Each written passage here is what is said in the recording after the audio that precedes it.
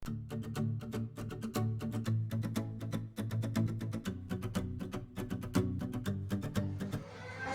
anak-anak. Waalaikumsalam, Bu. Apa kabar semuanya? Baik, Bu. Baiklah, sebelum kita memulai pembelajaran pada siang pagi hari ini, ada baiknya kita membaca doa terlebih dahulu. Kepada ketua kelas, tolong pimpin doanya. Sebelum kita memulai pelajaran pada hari ini, ada baiknya kita membaca doa terlebih dahulu. Berdoa dimulai. Berdoa selesai. Terima kasih kepada ketua kelas telah memimpin doanya. Ada baiknya sebelum kita belajar, Ibu mengecek kehadiran kalian dulu ya. Baginda? Hadir, Bu. Dimas? Hadir, Bu. Elsa? Hadir, Bu. Rizka? Hadir, Bu. Kakak? Didi. Didi kemana? Bandung. Itu di sekitar kalian ada sampah? Tidak? Tidak ada, Bu. Baiklah, berarti kelasnya sudah rapi, bersih. Semoga setelah kelas bersih dan nyaman, kalian tetap fokus dan tetap semangat belajarnya ya. Baiklah, sebelum kita memulai pada materi selanjutnya, ada yang tahu masih mengingat materi sebelumnya mengenai tentang kedudukan dan pemerintahan? Ada yang tahu arti kedudukan dan pemerintahan daerah itu? Ayo, Bu. Iya, Baginda? Kedudukan pemerintah daerah ialah untuk menyelenggarakan urusan pemerintahan yang berdasarkan asas otonomi. Ya, benar sekali. Kasih aplaus dulu kepada Baginda. Bagus sekali, Baginda. Jadi kedudukan peranan pemerintahan daerah itu merupakan untuk menyelenggarakan urusan pemerintahan yang dilaksanakan secara asas otonomi, yang dimana pemerintahan daerah itu kan untuk tujuan membuat tugas yang dimana dengan menggunakan prinsip otonomi dalam sistem negara Republik Indonesia seperti yang dicantumkan dalam Undang-Undang Dasar Negara Republik Indonesia tahun 1945. Baiklah, kita lanjut saja ke materi pada hari ini mengenai hubungan.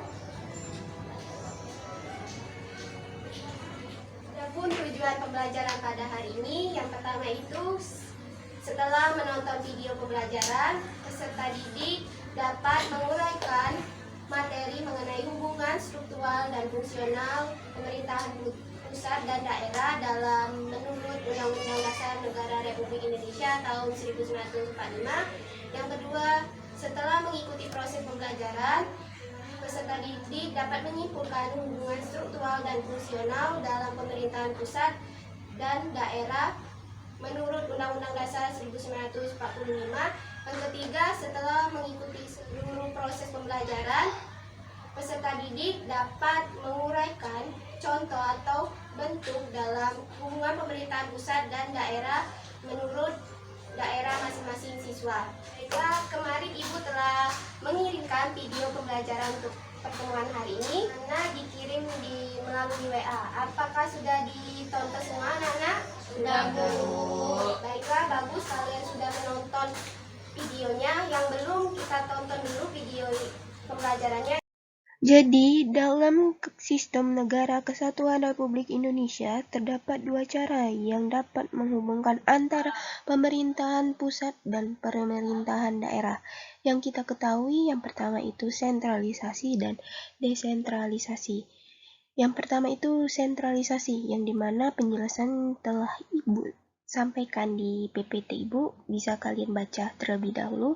Jadi sentralisasi itu pelimpahan wewenang dengan cara dekonsentrasi dilakukan melalui pendelegasian wewenang kepada perangkat yang berada di bawah hierarki di daerahnya.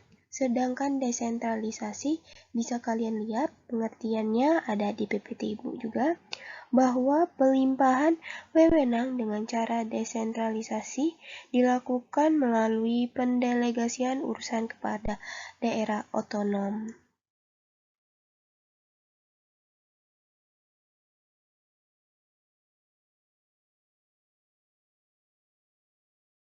Selanjutnya mengenai 3 faktor yang menjadi dasar pembagian fungsi, tugas, dan wewenang antara pemerintahan pusat dan daerah. Yang kita ketahui itu yang pertama, fungsi yang sifatnya berskala nasional, yang dimana berkaitan dengan eksistensi negara sebagai kesatuan politik yang diserahkan kepada pemerintahan pusat. Yang kedua itu fungsi yang menyangkut pelayanan masyarakat, yang dimana kita ketahui perlu disediakan secara beragam untuk seluruh daerah dikelola oleh pemerintahan pusat. Yang terakhir itu fungsi pelayanan yang bersifat lokal, yang mana melibatkan masyarakat luas dan tidak memerlukan tingkatan pelayanan yang standar yang dikelola oleh pemerintahan daerah yang disesuaikan dengan kebutuhan serta kemampuan daerah masing-masing.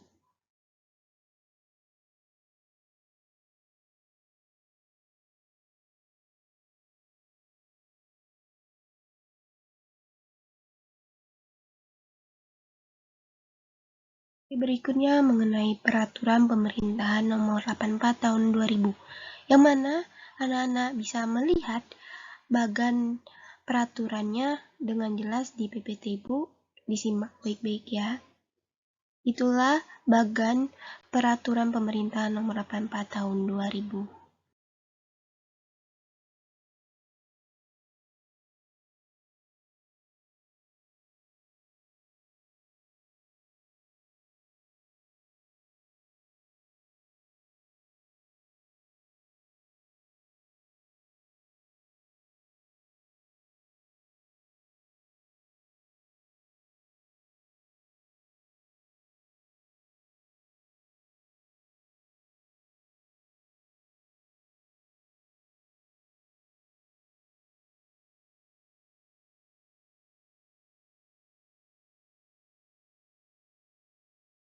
Kita membahas mengenai hubungan fungsional pemerintahan pusat dan daerah.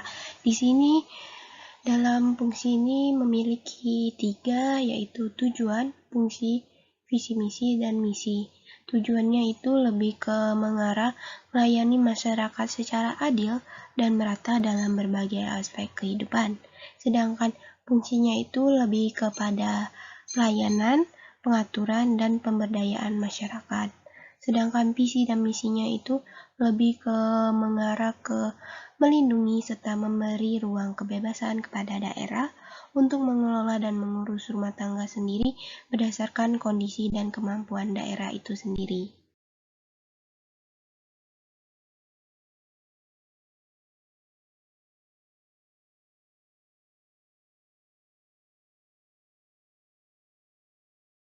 Dari selanjutnya ini diharapkan anak-anak juga harus memahami karena di sini itu mengenai susunan hubungan pemerintahan pusat dan daerah, yang mana yang pertama itu hubungan antara wewenang pemerintahan pusat dan pemerintahan daerah provinsi, kabupaten, kota, atau antar provinsi dan kabupaten dan kota diatur dalam undang-undang dengan memperhatikan kekhususan dan keragaman daerahnya. Yang kedua itu hubungan keuangan, pelayanan umum, pemanfaatan sumber daya alam, dan sumber daya lainnya antara pemerintahan pusat dan daerah diatur dalam dilaksanakan secara adil dan selaras berdasarkan undang-undang yang berlaku. Materi yang terakhir itu mengenai penyelenggaraan urusan pemerintahan dibagi berdasarkan kriteria. Yang pertama itu eksternalitas, akutabilitas, dan efisien, dengan memperhatikan keserasian hubungan antara susunan pemerintahan itu sendiri. Yang kita ketahui eksternalitas itu pembagian urusan pemerintahannya dengan memperhatikan dampak yang timbul sebagai akibat dari penyelenggaraan suatu urusan pemerintahan. Sedangkan akutabilitas itu pembagian urusan pemerintahan dengan memperhatikan pertanggungjawaban pemerintahan pusat dan daerah kepada masyarakatnya. Sedangkan efisien itu pembagian urusan pemerintahan dengan memperhatikan daya guna tertinggi yang dapat diperoleh. Jadi, urusan pemerintahan yang menjadi kewenangan pemerintahan daerah yang diselenggarakan berdasarkan ketiga kriteria di atas terdiri atas urusan yang wajib dan urusan pilihan.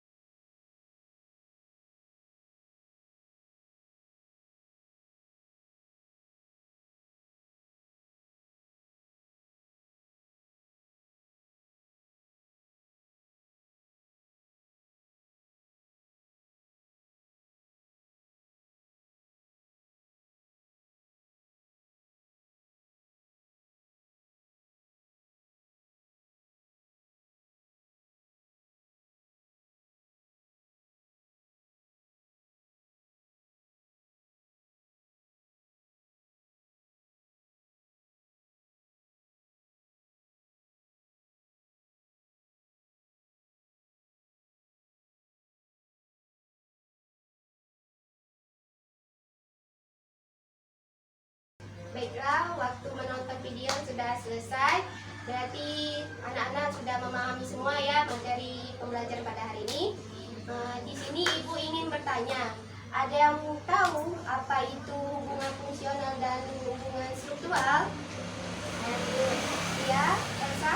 Hubungan fungsional hubungan yang didasarkan pada fungsi masing-masing pemerintahan yang saling mempengaruhi dan saling bergantungan satu sama lain. Hubungan struktural hubungan yang didasarkan pada tingkat dan jenjang yang ada dalam pemerintahan.